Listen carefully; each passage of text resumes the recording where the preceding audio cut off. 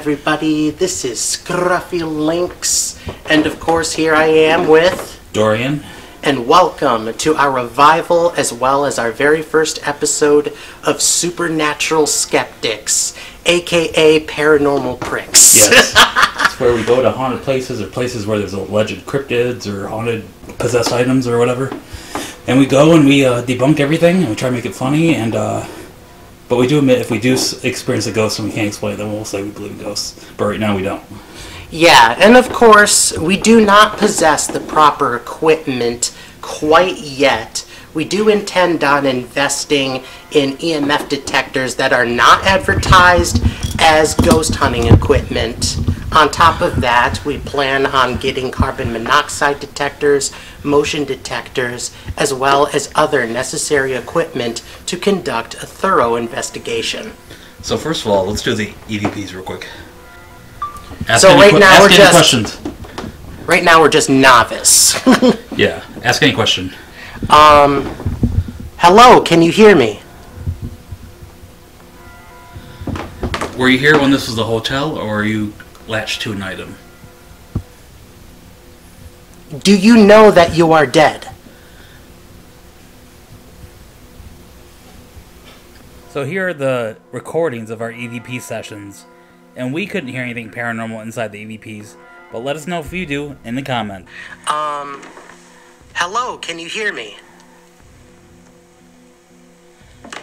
Were you here when this was the hotel, or were you latched to an item? Do you know that you are dead?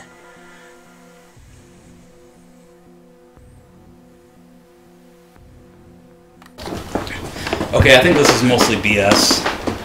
Basically what it does is it scans through different radio stations. People supposedly get some sort of paranormal answer out of it. I think it's bullcrap, but we'll try it.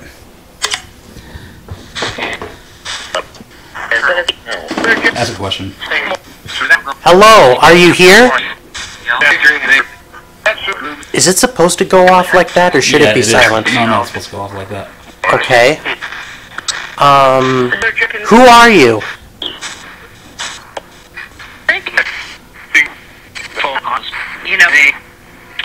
Did you hear that? What'd you hear? I heard something, but it was not vivid. Yeah. Huh. Ask one more question or we're good for this. How did you die? Sexual interaction. No. Okay. So a little bit of history on this place. I can talk without doing that. A little bit of history on this place. It was in the 1800s called the Campbell House or the Campbell Hotel, and then it turned into a furniture store and a hardware store. And now, since the early 90s, it's been a huge antique store. In fact, it's one of the largest antique stores in America. I think it's number 2 or number 3. And the upstairs is supposedly haunted, which, as you can tell from Lucas's and my reactions, we don't believe in ghosts. So, yeah. Hey, if you're here and you want to prove yourself, strike down on a piano key. Nothing. Even if there was something, it'd probably just be a mouse crawling around inside there. Plausibility. Yeah. Look at these old... I mean, I know not to odd antiques while we're doing this, but I like these old golf clubs. So, say this place really is haunted, which obviously it's not, but say it really is. Alright. Do you think it's a ghost from the hotel or an attached item? Like it's attached to one of these books or something? I believe both. Wait, you actually believe both? I believe... Well, I would. You would believe okay, both. Gotcha. And check out his necklace, by the way. Yeah. It's fabulous. It's fabulous. Yeah, all the ghost hunters and people are going to hate us because we disprove everything. You know, they're going to call us paranormal pricks. Well, don't you think that there are some paranormal investigators that are more objective and rational? There probably are. Look at all these old album records. Yeah, this building's been here since 1823, I think. So it's a really, really old building. I can feel the floor sagging beneath my feet.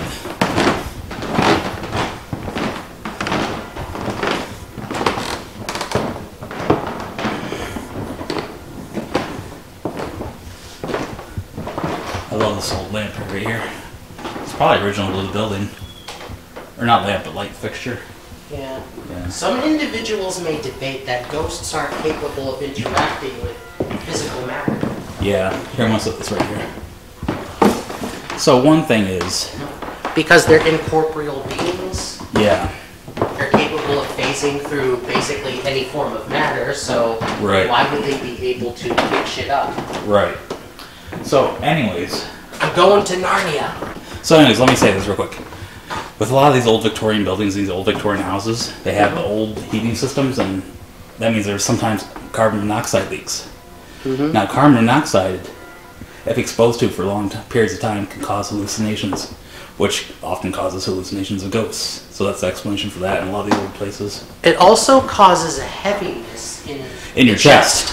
Yeah, and people who are supposedly seeing ghosts and feel the heaviness in their chest equate that to, oh, it must be an evil spirit because it makes me feel uncomfortable. It must be sitting on me, like a mare. I believe that's what they're called. A mare is supposed to be some sort of malevolent spirit that basically sits on you and causes you to have nightmares. Yeah. Yeah. Yeah, and so just get your carbon monoxide detector placed in and get the leak fixed, and all of a sudden the ghosts are gone. And of course, there are many other matters that psychologically affect us, such as infrasound, black mold, and other neurotoxins. Rat, mouse, and bat feces can cause hallucinations. Yeah. If you breathe in their feces for a long period of time. Mm-hmm. Yep. And of course, EMP radiation or electromagnetic radiation. Yep. Also, this book, or this store made it in a Haunted Bay City book. I'll throw up the image of the cover of it now. But they had two supposed paranormal encounters here in the book. One was of a lady who was looking, and she saw a woman in a black and purple Victoria dress come towards her and then disappear. Mm-hmm. And there's another one where this guy, he collects military stuff, and he was looking through the hats, and someone whispered in his ear, "Oh, what are you going to do with that hat?" A female voice. "What are you going to do with that hat?" And he looked around and no one was around. He checked with his wife. She was around the corner. She didn't say it. And also, our friend Kate, Robert's girlfriend, she said, even though it's alleged that it's a female that haunts this place, she said when she was up here, she heard a man's voice say, "Let's go get her." And she was the only one up here. Yeah.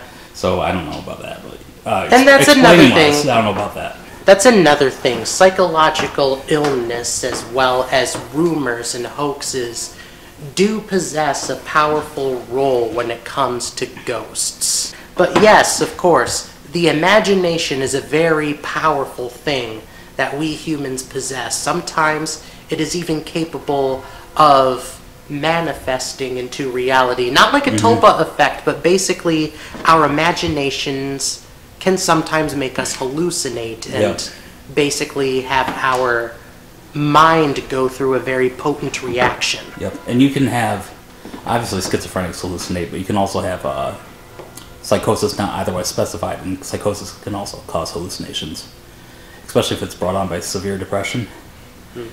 So yeah.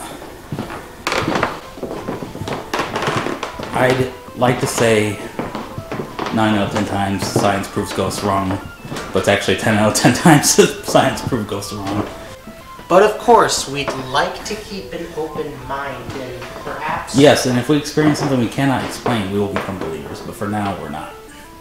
Well, even if we can't explain it, we still need to basically remain just a bit skeptical and also, see if perhaps there are other sources. Explanations in case we didn't think of one. Yes. Yeah. So here's the pink teddy bear. It was in the first video where I talked about my 2 paranormal experiences. And basically what happened here was I was walking around just being funny. I'm like, oh, if you're a ghost, move this cup or whatever. Nothing happened. I moved over to the teddy bear and said, if you want to be a provable ghost, move the teddy bear. Knock it on the floor. Nothing happened. Then I moved over to other things and eventually gave up. But when I came back, that damn teddy bear was on the fucking floor. So I think my only rational explanation is that someone saw me or heard me and they knocked it down to play a joke. Oh, there's the top hat. Where? Right here. Oh, right here? Yeah. Yeah. Now, I've estimated that when it came to this teddy bear, somebody It's was stiff, probably... too. Yeah, someone was probably messing with me. Somebody was probably fucking There was with you. someone Like, else they up- heard you, basically... Well, it was only me and one other man up here. So I think he heard me, and he wanted to mess with me. So when I walked away, he came over and knocked down the ground, and I put it back up when it's done. But yeah, that's kind of freaky. If you want to see that, that's our first video. So that's nightmare fuel right there. Look at that thing. That's what I see in the corner of my room when I have sleep paralysis. Now this room's just creepy for aesthetics. Because of all the doors. Just has a creepy look to it, I guess. So many doors. So many doors. You know what this reminds me of? Monsters, Inc.? Monsters, Inc., yeah. Yeah. These were all the doors of the rejected kids that committed suicide. Like, oh, we can't scare the kid anymore. You know, the kid's like, Mommy and Daddy won't believe there's a monster coming to my room every night. Then they just ditched the kids' doors over here because they're useless now. It's either that or the kids went so crazy that they became prepared and then started killing the monsters. Yes, they attacked the monsters They went all home alone on that shit. For health and legal reasons, they moved the doors over here. Yeah. There's literally hundreds of doors up here. Be careful, like, you can cut yourself on that, like I just did now. No, I'm just kidding, I didn't. But I like the way this looks with all these doors up here.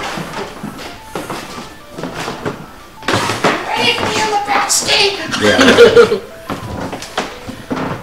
No, it's Wazowski. Wazowski, yeah. The little green guy with a one eyeball. Mm-hmm. Hey, remember that episode of Meat Canyon? Oh, fire your hand and eat it like a sandwich. This video is not sponsored by Meat Canyon. Yeah. I mean, look how creepy this is. I mean, all just beat up and everything. Meat Canyon, there we go. You know, if they do have a door in here that has the numbers 1408 on it, I would buy it just for the nostalgia of the movie 1408. Like a hotel door. That's one of my favorite horror movies, which, by the way, on our podcast, The Night Shift, we might talk about horror movies here and there every once in a while. Cool. And me and Scruffy Links are very what's the word? Critical of our horror movies. We think most horror movies are pretty much stupid. But there's a few good ones, and 1408 is one of them. Even though we are highly critical of our horror movies, we still love horror movies. Yeah. Especially the psychological and supernatural kind. Yep. See, this is some of the military stuff, so I wonder if this is where the guy said he heard a woman say, "What are you going to do with that hat?" And he turned around and no one was there. Okay, I'll stop. Yeah. But, yeah. Maybe they were on the other side of the, cupboards. They could have been. And just to mention again, this is one of the largest antique stores in America. So, yeah. Well, of course. Yeah. Like I said, I think it's number 2 or number 3. So, we were sitting here thinking what else we could add to this video, and Lucas, aka Scruffy Links, was like, well, why don't we go downstairs and fill the downstairs? But I'm like, oh, well, the upstairs is the only part of this place that's haunted. And then we were wondering, why are ghosts only restricted to one hotel room, or one floor, or one building, or one piece of property? Why can't they walk down the street and go to the local coffee shop and get a Java, you know? Yeah. Why can't they just hang out in the basement or walk upstairs and just be like, you know what, I'm going to feel like heading over to this spot. Yeah. I'm going to haunt this area now. It's weird. And another thing that's weird about ghosts, or the lore of ghosts, the myth of ghosts, is they always have clothes on. Mm-hmm. And a ghost is supposed to be the spirit of a person. So you're saying clothes have spirit too? I don't know, it's just weird. Obviously. To top that off, it's like, you know, who knows? Maybe they've moved some stuff around here, and some of the stuff that might actually be haunted is now downstairs or in the basement. True. Or somewhere in storage. True. And we did a video here on our old channel before, and we asked all the workers, have you ever experienced anything up here? And they're all like, no. One lady was like, I've been closing this store down for the past 8 years or whatever she says, 8, 7, something like that, 8 years. And I turn off all the lights at night. I'm the last one here. I've seen, heard, experienced nothing. So, yeah. Mm-hmm. Hey, That cock's a little bit bigger than mine, isn't it? I think that's actually a hen. Yeah, it is. Bad joke. Okay, let's do a test. Let's find something light and easy to move. Okay, one more test. If you're a ghost and you're here, make that magazine move. Let's wait a little bit. Hang on. See if anything happens. Well, ghosts are primarily more affiliated with sound, so maybe we should ask them to, like, make a sound, say hi or hey or, Yeah. you know. We can do that. Keep note, there's a radio playing over there and there's other people up here. So let's try that. Make a loud bang noise, I guess. That was me. Just kidding. I slapped this thing. That was me. I was about to do the same thing! Scruffy Lynx and I think a lot alike. Oh, wait. 1 second.